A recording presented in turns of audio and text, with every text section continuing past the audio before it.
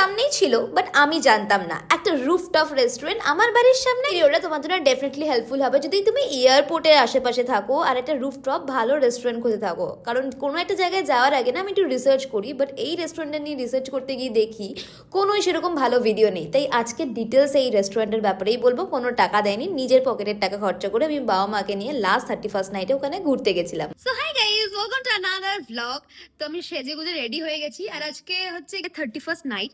আর 31st নাইটে আমার আলাদা করে কোনো পার্টি ফার্টি থাকে না, আমি মা বাবার সাথে ঘুরতে যাই। আগের বছর গেছিলাম হচ্ছে গিয়ে মালপোয়া। মা আজকে অনেক কিছু পিঠে পিঠে বানিয়েছে, বিকজ আগের দিন বাড়িতে যেদিন পুজো হয়েছিল সেদিন সব পিঠে প্রসাদ দিতে দিতে শেষ হয়ে গেছে, আমরা আর কিছু ভাগে পাইনি, তো ওর জন্য মা আবার বানিয়েছে।